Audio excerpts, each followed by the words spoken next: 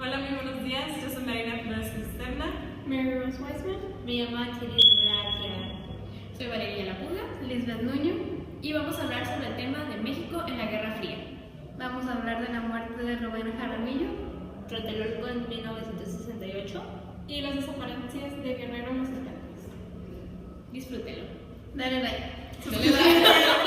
México y la Guerra Fría. La Guerra Fría fue un momento muy tenso en la historia en la que un nuevo orden internacional se instaló en el mundo, separando el mundo en tres mundos diferentes: el primer mundo, segundo mundo y tercer mundo.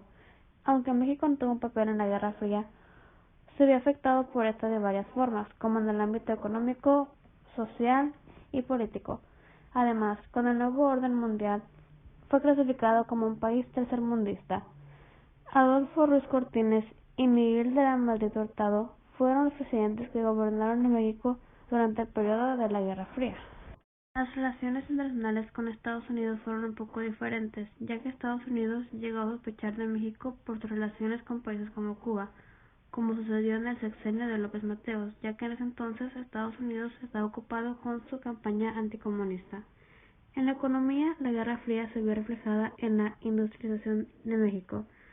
Se hicieron obras de infraestructura, hubo desarrollo en la industria petrolera, minera y nacionalización de empresas. Hubo exportaciones y restricciones en algunos productos. Además, México firmó un pacto con Estados Unidos en el que no iba a investigar armas, aviones o desarrollar tecnologías militares. Por esto, México se vuelve más dependiente de Estados Unidos, quien podía venderle estas cosas a México. Las relaciones económicas que México estableció con Estados Unidos afectaron a su política, ya que para poder seguir teniendo el apoyo económico de Estados Unidos, México trató de quedar bien con ese país, por lo cual México quedó como un país neutral. México es el único país de América Latina que no tuvo guerrillas inspiradas por los cubanos, como el caso de Colombia, Bolivia, Chile, Paraguay, Ecuador y prácticamente todos los países de Centroamérica. En México hubo guerrillas de izquierda sin apoyo cubano, pero fueron derrotadas en los años 60 y 70 en la llamada Guerra Sucia. Asesinato de Rubén Jaramillo el 23 de mayo de 1962 fue uno de los escándalos políticos más sonados en la historia del régimen presidencialista del siglo pasado.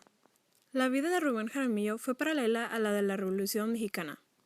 Su asesinato simbolizó la muerte de los ideales agrarios y obreros de la revuelta popular. Jaramillo era representante de la vieja casta de revolucionarios. A la temprana edad de 14 años, se alistó en la rebelión zapatista. Sus correrías lo llevaron a Guerrero, el Estado de México y por todo Morelos. Su primer levantamiento fue en 1943 al proclamar el Plan de Cerro Prieto, que reivindicó el Plan de Ayala, los derechos de los obreros agrícolas y denunció la persecución en su contra. Al cuarto año de la presidencia de López Mateos fue asesinado Rubén Jaramillo por militares en contubernio con los políticos locales. Los cuerpos del líder, de su esposa embarazada y de sus hijos fueron arrojados cerca de las ruinas de Xochicalco. La prensa oficial acusó de inmediato rencillas personales, bandolerismo y tráfico de drogas. El gobierno permaneció en silencio. La revista política, una de las más influyentes del momento, preguntó: ¿quién lo mató? Al asesinar a Jaramillo, las autoridades también mataron a su propia historia agrarista. Asesinaron a los ideales zapatistas y echaron tierra a las reivindicaciones populares del campo mexicano, por no mencionar la dinámica de violencia política e impunidad en que, a partir de entonces, incurrió el Estado contra la izquierda social. Presidencia de Gustavo Díaz Ordaz, 1964 a 1970.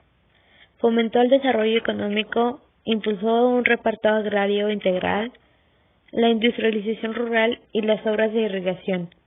En 1967 se firmó el Tratado de Tlatelolco para la proscripción de armas nucleares en América Latina, que prohibía la fabricación, posesión y uso de armas. Emprendió la construcción del metro en la Ciudad de México. Otorgó el voto a los jóvenes de 18 años. Se organizó en México la Olimpiada de 1968 y el Mundial de 1970. Conflicto estudiantil, 22 de julio de 1968. Estudiantes de la Vocacional 2 del IPN se enfrentan con los de la preparatoria particular Isaac Ochotorena. La policía toma las instalaciones por la fuerza y estudiantes maestros son agredidos. 26 de julio. La Federación de Estudiantes Técnicos organizó una marcha de protesta por los hechos violentos. Esta coincidió con la marcha para festejar el aniversario de la Revolución cubana. Esto provoca la sospecha de que el movimiento tiene una fuerte influencia de la ideología socialista. Ambas marchas fueron reprimidas violentamente y varios estudiantes resultaron heridos o detenidos.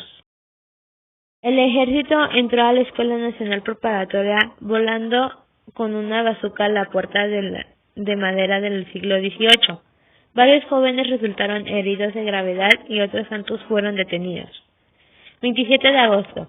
Los 300.000 estudiantes que habían establecido un plantón en el Zócalo son agredidos por los soldados con tanques y armas convencionales.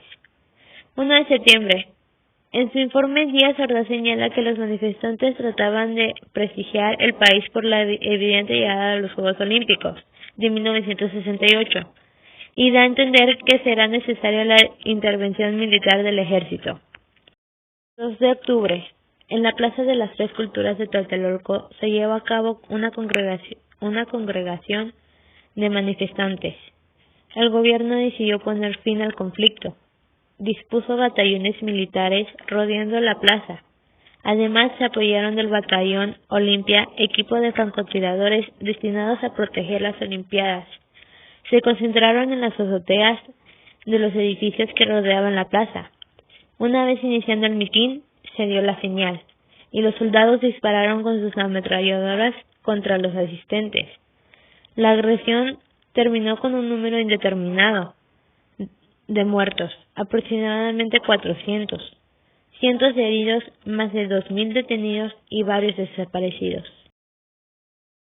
Durante los años de la Guerra Sucia, el ejército mexicano combatió a la guerrilla mediante el crimen, asesinó indiscriminadamente, bombardeó comunidades, desapareció cientos de pueblos campesinos, arrojó al mar a hombres y mujeres, arrasó, saqueó y estranguló pueblos enteros, construyó aldeas modelo como en la Guerra de Vietnam, detuvo y torturó a no menos de 1.650 personas en centros militares de detención clandestinos.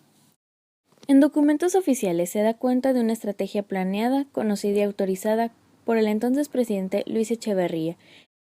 A partir de las emboscadas al ejército en 1972 por las fuerzas de Lucio Cabañas, los militares realizaron detenciones masivas. Hacia fin de 1973, tras la detención ilegal de cientos de personas, la policía y el ejército ya no entregarían a los detenidos a la autoridad, sino que los enviarían a las cárceles militares clandestinas.